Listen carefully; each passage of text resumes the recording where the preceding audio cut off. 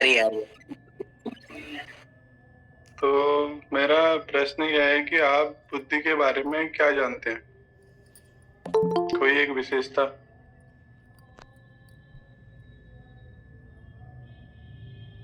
कोई बताएगा?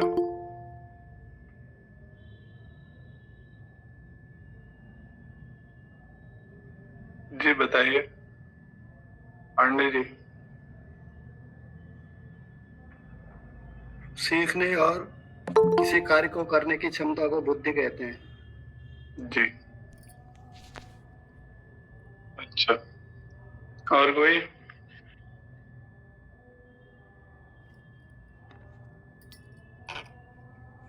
तो चलो हम आज का अपना प्रकरण शुरू करते हैं।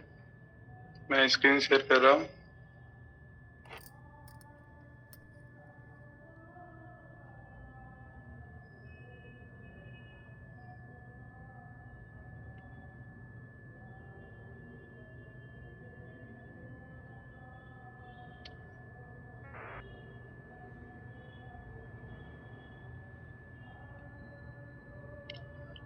स्क्रीन दिख रही है? जी जी दिख रही है। दिख रही है।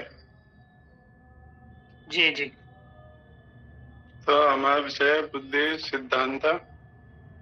तो बुद्धि के सिद्धांत के बारे में हम पढ़ेंगे। बुद्धि सिद्धांत से अर्थ रोहित जी, आवाज कम आ रही है। आवाज नहीं आ रही? नहीं, ठीक आ रही है।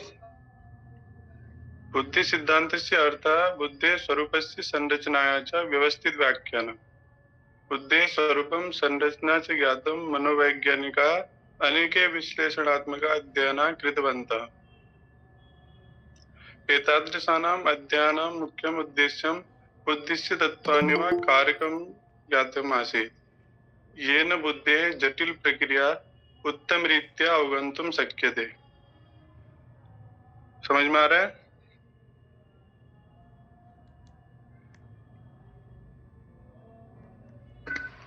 जी जी। सामान्यतया बुद्धि सिद्धान्तानां वर्गीकरणं तेषां प्रस्तावितानां कारकसंख्यायाः आधारेण भवति। सुविधादृष्ट्या बुद्धेः उपलभ्यमानानां सिद्धान्तानां सारांशः निम्नलिखित प्रकारेण कर्तुं शक्यते।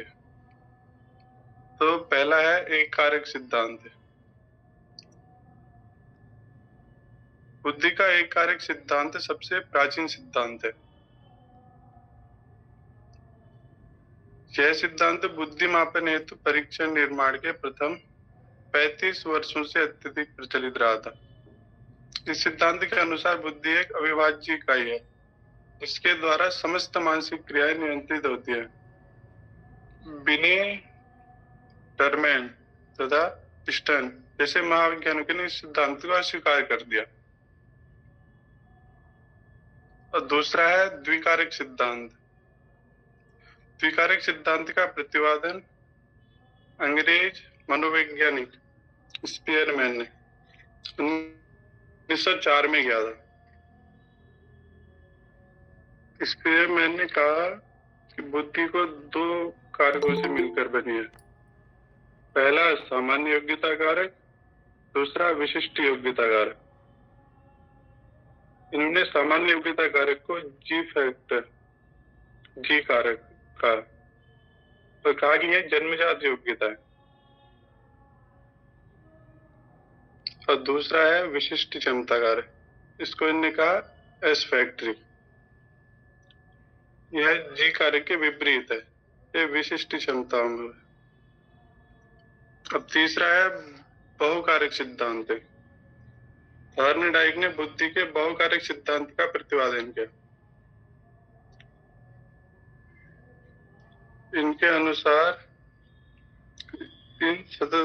असंख्य स्वतंत्र कारकों से मिलकर बनी है।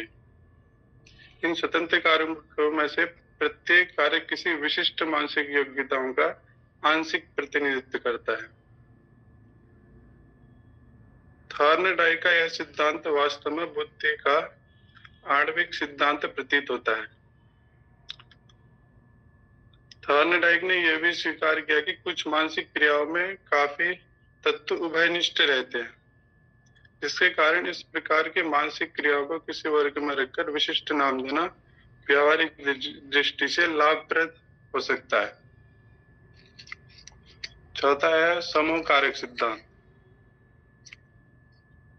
थर्स्टन के द्वारा प्रस्तावित समूह कारक सिद्धांत के अनुसार बुद्धि न तो मुख्य रूप से सामान्य कारक से निर्धारित होती है, न असंख्य सूक्ष्म व विशिष्ट तत्व से मिलकर बनी है। यह प्राथमिक कारकों से मिलकर बनी है। थर्स्टन तथा उसके सहयोगी ने तत्व विश्लेषण नामक सांख्यिकी प्रविधि का प्रयोग करके 6 प्राथमिक कारकों का पता लगाया, जिन्हें उन्होंने प्राथमिक मानसिक योग्यताओं के नाम से पुकारा। पहला है संख्यात्मक कारक, दूसरा मौखिक कारक, तीसरा स्थानिक कारक, चौथा प्रभावशीलता कारक, पांचवा तार्किक कारक, छठा स्मृति कारक। अब है श्रेणीबद्ध सिद्धांत। फिलिप वर्नन ने सन 1960 में मानवीय योग्यताओं की संरचना प्रस्तुत करते हुए कहा कि मानवीय योग्यताएं एक क्रमिक रूप में व्यवस्थित होते हैं। इस क्रमबद्ध व्यवस्था में क्रमशः सामान्य कारक, प्रमुख समूह कारक, लघु समूह कारक और विशिष्ट कारक हैं। 1963 में आरबी कैटल ने द्रवीकृत बुद्धि तथा घनीकृत मतलब द्रव बुद्धि तथा स्फटिक बुद्धि इति भेद करके कहा कि द्रव बुद्धि व्यक्ति के वातावरण से संबंधित है। अब है बुद्धि की संरचना छठा। जेपी गिलफोर्ड तथा उसके सहयोगी ने बुद्धि का त्रिविमीय रूप प्रस्तुत किया। 3 विमाओं के रूप में देखा इनको, और प्रथम विमा को उसने मानसिक कार्य करते समय निहित विषय वस्तु या सामग्री के रूप में परिभाषित किया तथा कहा कि विभिन्न मानसिक कार्यों में 4 प्रकार की विषय वस्तु निहित होती है। पहला है अलंकारिक, प्रतीकात्मक, शब्दार्थ और चौथा व्यवहार। और उन्हें बुद्धि का दूसरे आयाम बताया कि मानसिक कार्यों करने में निहित संक्रिया मतलब क्रिया। संक्रियाओं को 5 प्रकार में बांटा: संज्ञान, स्मृति, अभिसरण चिंतन, विचलन चिंतन और मूल्यांकन। अब बुद्धि का तीसरा आयाम उन्होंने बताया परिणाम या उत्पादन है, जो भिन्न भिन्न प्रकार की विषय वस्तुओं के साथ विभिन्न मानसिक क्रियाओं के करने के फलस्वरूप प्राप्त होते हैं। परिणामों को गिलफोर्ड ने 6 भागों में बांटा: एक सूचना या एकिका नाम वर्गा, और एकिका नाम मध्य संबंधा, सूचना प्रणाली, परिवर्तन प्रणाली और निहितार्थ प्रणाली। धन्यवाद। और किसी को कुछ पूछना है? हाँ महोदय, पूछना है। जी।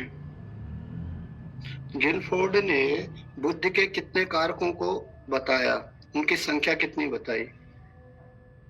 इन्हें त्रिविमीय प्रारूप को प्रस्तुत किया। उस त्रिविमीय प्रारूप में उन्होंने कुछ संख्या बताई कि बुद्धि के इतने कारक कुल होते हैं। कुल कारक ऐसा तो नहीं बताया कहीं।